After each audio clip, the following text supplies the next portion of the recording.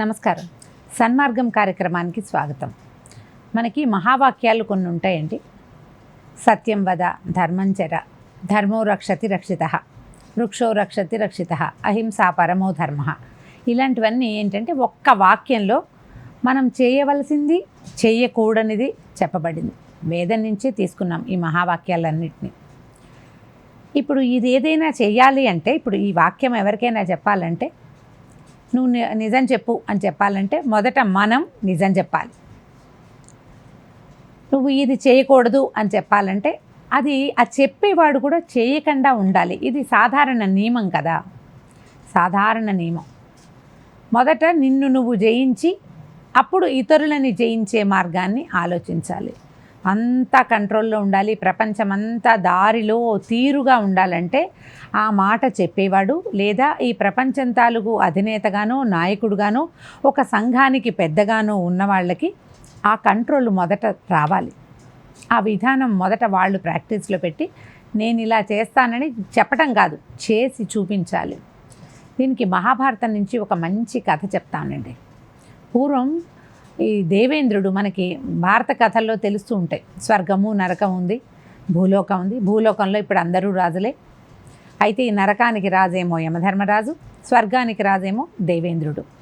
ఈ దేవేంద్రుడు ఒకసారి కొంచెం అహంకరించి ఒక బ్రహ్మహత్యా పాతకానికి పాల్పడి దానివల్ల ఆయన తెరమరుగైపోయి ఉన్నాడు. ఆ పాపాన్ని పోగొట్టుకునేందుకు ప్రాయశ్చిత్త కర్మలకి లోబడి ఆయన ఎక్కడికో వెళ్ళిపోతే అప్పుడు కాలంలో ఏముండేదంటే, భూలోకంలో ఎవరైనా 100 యజ్ఞాలు చేస్తే వాళ్ళకి స్వర్గ పదవి లభించేదంటే దేవేంద్ర పదవి లభించేది. స్వర్గాధిపత్యాన్ని ఇచ్చేవాళ్ళనమాట. అమరుల మీద ఆధిపత్యం లభించేది. అప్పట్లో భూలోకంలో నహుషుడని చంద్రవంశానికి చెందినటువంటి ఒక రాజుగారు ఉండేవాడు.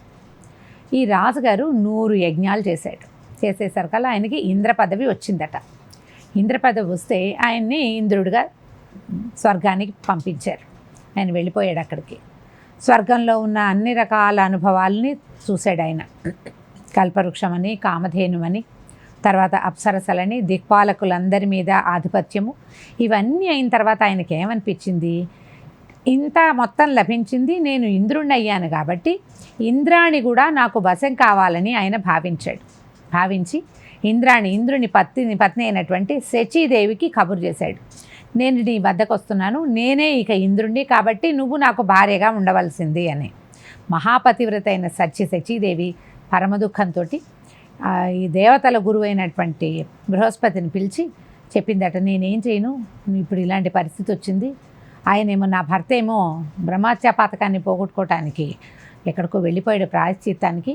ఇప్పుడు ఇతడు ఇంద్రుడయ్యాడు, అతను ఇంద్ర పదవిని తీసుకోవచ్చు, ఇంద్రుడి భార్య కూడా కావాలని అతడు భావిస్తే నేనేం చేయాలి అంటే, అప్పుడు ఈయన ఏమన్నాడు బృహస్పతి, నువ్వు భయపడద్దమ్మా, ఇంద్రుడు నీ దగ్గరికి, భార్య దగ్గరికి, ఇంద్రాణి దగ్గరికి రావాలంటే బ్రహ్మరథం ఎక్కి రావాలి. ఆయన్ని నువ్వు బ్రహ్మరథం ఎక్కిరా, అప్పుడు నేను నీకు భార్యగా ఉంటానని కబురు చెయ్యి అన్నాడు.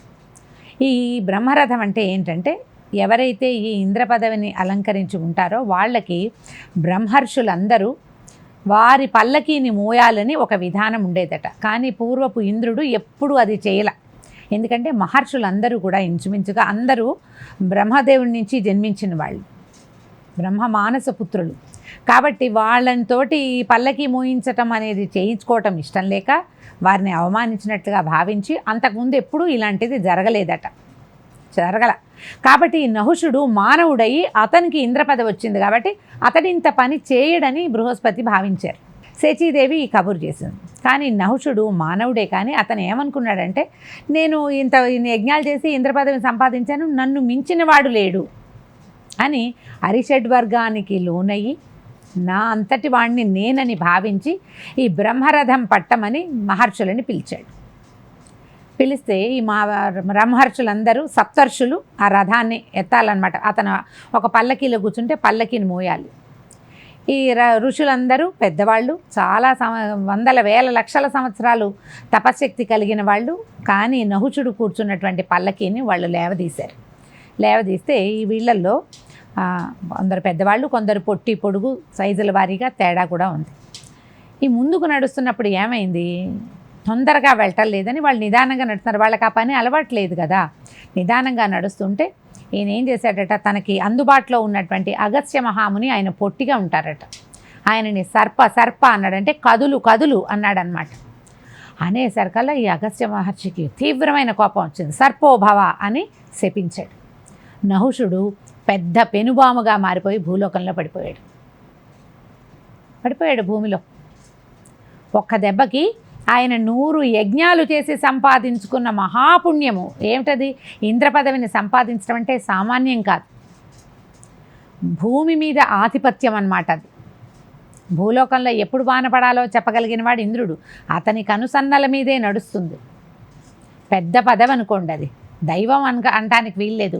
కానీ పై దేవతలని త్రిమూర్తుల తర్వాత దైవంగా భావించబడేది ఇంద్ర పదవి అంటే. ఆ ఇంద్ర పదవిలో ఉన్నవాళ్ళు అహంకరిస్తే నేలకూలిపోవటమే వాళ్ళు. ఇప్పుడు ఈ భూలోకం నుంచి మానవోత్తముడు అయినప్పటికీ అతను సంపాదించి ఇంత కష్టపడి ఎన్ని యజ్ఞాలు చేసి ఇంత పుణ్యాన్ని సంపాదించి ఇంద్ర పదవి సంపాదించాక అదంతా తన యొక్క ప్రతిభా విశేషంగానే భావించి అహంకరించి ఈ పని చేశాడు. ఈ నేల మీద పడిపోయాక మీ వంశం వాడే ఎవడో ఒకప్పుడు ఎప్పుడో ఒకప్పటికి నీ దగ్గరికి వచ్చినప్పుడు నీకు శాప విమోచనం జరుగుతుందని అగస్త్య మహర్షి అతనికి శాప విమోచనం చెప్పారు. నహుషుడు భూలోకంలో పడి కొన్ని లక్షల సంవత్సరాలు ఉన్నాడు. యుగాల తరబడి ఉంటే కానీ అతనికి శాప విమోచనం జరగలేదు. ఈ రకంగా జరుగుతుంది. ప్రతి వాళ్ళు కూడా ఒక పదవిలోకి వెళ్ళాక మనం ఎలా వచ్చామో అసలు మనం ఏమిటి అనేది మర్చిపోతారు. ప్రపంచాన్ని జయించాలనుకుంటారు కానీ తమని తాము జయించలేకపోతారు. ఈ లోపల ఉండే శత్రువులని, అంటే నీ అంతటి వాడు లేడు అని నిన్ను లేవదీసేది ప్రపంచం కాదు, నీ లోపల ఉన్నవే. ఇతరులు చెప్పాలి నువ్వు చాలా గొప్పవాడివి, నీ వల్లే ఈ పని అంతా జరిగింది అని. అప్పుడు దాన్ని పొగడ్తగా తీసుకోవచ్చు. కానీ ఈ పొగడ్త లోపల నుంచి వస్తే ఏమవుతుంది? ఉద్రేకం అవుతుంది. ఆ ఉద్రేకంలో ఎలాంటి తప్పైనా చేసేస్తారు, తప్పటడుగులు వేసేస్తారు. ఏ మెట్లెక్కి పైకి వస్తారో ఆ మెట్ల కిందకి పడిపోతారు, అధపాతాళానికి వెళ్ళిపోతారు. పూర్వపు గాథలు, ఈ పురాణ గాథలన్నీ పుక్కిటి పురాణాలు కాదు, మన జీవితానికి ఉపయోగపడే కథలు. నువ్వు ఏ స్థానానికి వెళ్ళినా నీ మొదలేమిటి, నీ మూలం ఏమిటి, నువ్వు ఎక్కడి నుంచి వచ్చావు, నువ్వు ఎలా నడిచావు ఈ స్థానం చేరటానికి, నువ్వు ఎంత జాగ్రత్తగా ఉండాలి అనేది ఆలోచించదగిన విషయం. మనం చూడండి, బాగా చదువుకున్నాం అనుకోండి, 1 2 3 4 5 తొలి వెళ్ళి 12 క్లాసులు అయితే ఇంటర్మీడియట్ అవుతుంది. 12 కాదు, ఇప్పుడు 14 క్లాసులు అయితే ఇంటర్మీడియట్ అవుతుంది అనుకోండి. ఈ ఇంటర్మీడియట్ అయిన తర్వాత ఇంకో 4 సంవత్సరాలు చదువుకుంటాం. అప్పుడు ఏ గ్రాడ్యుయేషనో ఏదో అవుతుంది.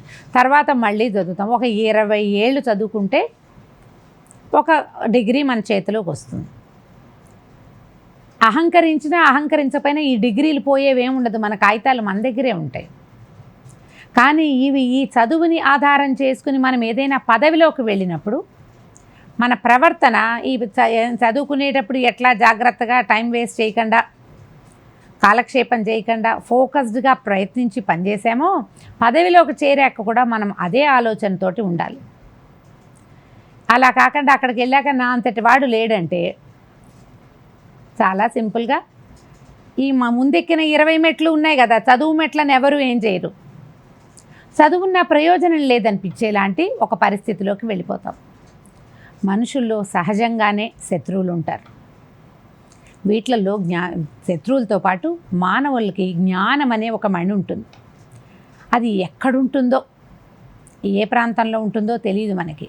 మన బ్రెయిన్లో ఉందా, మనసులో ఉందా, హృదయంలో ఉందా, శరీరాంతర్గతంగా ఎక్కడైనా ఉందా అంటే ఈ 6 శత్రువులు ఈ జ్ఞానం అనే మణిని కమ్మేసి ఉంటాయి. జ్ఞానమణి ఎప్పటికప్పుడు ఈ శత్రువుల్ని తెగ్గొట్టుకుని పైకి రావాలి, తెలివిగా ప్రవర్తించాలి. కానీ ఈ జ్ఞానమణిని తీసుకుపోయి 6 శత్రువుల చేతిలో పెట్టామనుకోండి, వీళ్ళు దొంగిలించడానికే ఉంటారు. వాళ్ళు బయటవాడెవడు మన దగ్గర నుంచి ఏమీ తీసుకోక్కర్లా, మన లోపల ఉన్న శత్రువులే మన బుద్ధిని కమ్మేస్తారు. సరైన పని చేయనివ్వరు, చేయకూడని పనులే చేసేలాగా చేస్తారు. మనం ఎక్కడి నుంచి వచ్చాము, ఏం చేసి వచ్చాము, ఎక్కడ ఏ స్థానంలో ఉన్నాం, దీన్ని కాపాడుకోవడానికి మనం ఏం చేయాలి, దీన్ని కనీసం కాపాడుకోవద్దు, ఎక్కడి నుంచున్నావో అక్కడ నుంచునేందుకైనా మనుషుల్ని ఆలోచించనివ్వవి. ఈ శత్రువులని జయించాలి. ఎప్పుడూ వీళ్ళు మనతో పాటే ఉంటారండి. మన ఉద్రేకము, మన అసహనము, మన అహంకారము, మన తెలివి తక్కువతనము, నా అంతటి వాడు లేడు, నాలాంటి వాడిని నేను ఒక్కడనేననేటువంటి తీవ్రమైన అహంకరించే స్వభావాలు ఇవన్నీ కూడా మనని ముందుకు వెళ్ళనివ్వు. నహుషుడు లాంటి మహాచక్రవర్తి భూమి మీద ఉండి 100 యజ్ఞాలు చేయగలిగిన వాడు. యజ్ఞం చేయాలంటే అదేం చిన్న పని కాదండి, చాలా పెద్దది. ఇప్పట్లాగా ఏదో పొద్దున్నే హోమం పెట్టుకుని చేయటం లాంటిది కాదు. యజ్ఞం చేయటం అంటే కనీసం 5-6 సంవత్సరాలు దానికి ధారాదత్తం చేసేయాలి. ఇంకా వేరే పని చేయకూడదు, ఊళ్ళోకి ప్రవేశించకూడదు. ఆ సమయంలో అతను కోపం కూడా తెచ్చుకోకూడదు. చాలా గట్టి పరిశ్రమ చేస్తే కానీ అసలు యజ్ఞం కాదు. అంత పని చేసి అలాంటివి 100 చేసి చివరికి ఏమైంది, ఒక స్త్రీలోలత్వంతో అహంకారంతో నహుషుడు తన స్థానాన్ని పోగొట్టుకున్నాడు. అందరం చేస్తామండి ఇలాంటివే. మనిషి అన్న ప్రతి వాడికి ఈ 6 శత్రువులు లోపల ఉంటారు. వాళ్ళు ఇవే చేయిస్తూ ఉంటారు. ఎప్పటికప్పుడు మనని మనం తెలుసుకోవాలి. నిన్ను నువ్వు తెలుసుకో. నీ సంగతి ఏంటో నీకు అర్థం కావాలి. నువ్వు ఎక్కడ సరి చేసుకోవాలి. ఇప్పుడు మనకేముందండి, మొహం అద్దం చూసుకున్నాం అనుకోండి, అద్దం చూస్తే కంట్లో పుసుంది తుడుచుకోవాలి, జుట్టు రేగిపోయింది దువ్వుకోవాలి, మొహం ఏమిటో డల్గా ఉంది, లేకపోతే ఏదో మరకంటింది, మసి అంటింది, సరిగ్గా లేదు. ఆడవాళ్ళైతే బొట్టు సరిగ్గా లేదు, మగవాళ్ళు కూడా బొట్టు పెట్టుకునే వాళ్ళంటే బొట్టు అవి సరి చేసుకుంటాం. ఎప్పటికప్పుడు అద్దం చూసుకుంటాం కాదండి. ఎక్కడికైనా బయటకు వెళ్ళాలంటే ఏం చేస్తాం, మనం అద్దం చూసుకుని మనని మనం సరి చేసుకుంటాం కదా. బట్టలు సరి చేసుకుంటాము, ముఖం సరి చేసుకుంటాం, తలకాయ సరి చేసుకుంటాం. ఎవరినైనా చూసి నేను బాగున్నానా, బాగుందా, తను చూడడానికి బాగుందా అని అడుగుతారు కూడా చాలామంది. ఈ ఒట్టి ముఖానికి అంత ఇంపార్టెన్స్ ఇచ్చేటప్పుడు గుణానికి ఇంపార్టెన్స్ ఇవ్వద్దు. ఆ గుణమే మన జీవితం కదా. ముఖమేముంది, 10 ఏళ్ళకు ఒక రకంగా ఉంటుంది, 20 ఏళ్ళకు ఒకటి అవుతుంది, 30 ఏళ్ళకి ఇంకోటి అవుతుంది, 40కి వేరు, 50కి వేరు, 60, 70, 80 వచ్చేసరికి ప్రతి 10 ఏళ్ళకి ముఖం మారిపోతుంది. కానీ గుణం మారకూడదు. ఆ గుణాన్ని సజావైన పద్ధతిలో ఉంచాలంటే మనని మనం జయించుకుంటూ ఉండాలి. ఎప్పటికప్పుడు మనని మనం చూసుకుని సరి చేసుకోవాలి. ఇలా మాట్లాడడం వల్ల ఈ పరిస్థితి వస్తుంది, ఇట్లా చేస్తే ఇది జరుగుతుంది అని కాన్సిక్వెన్స్ జరగబోయేదాన్ని ఆలోచించుకుని ప్రవర్తన మార్చుకోవాలి. ఎప్పటికప్పుడు మనం ఇది సరి చేసుకుంటుంటే మనము ఎక్కినటువంటి కీర్తి శిఖరాలు కానీ, మనం సాధించినటువంటి పెద్ద పెద్ద పదవులు కానీ మనని వదిలిపెట్టి వెళ్ళవు. కానీ మనం పరిశీలించుకోవటం మానేసి ఇతరులని తప్పులు పడుతూ మీరు సరిగ్గా లేరు, నీ మొహం సరిగ్గా లేదు, నువ్వు వంకరగా ఉన్నావని అంటూ ఉంటే సొంత వంకరలు దిద్దుకునే సమయం ఏది? సమయం ఉండదు. అందుకని ఇతరులని దిద్దడం మానేసి సొంతాన్ని దిద్దుకుంటే కనుక మనం సాధించిన ఏది మనని విడిచిపెట్టి వెళ్ళదు. ఆలోచించండి. సెలవు. నమస్కారం.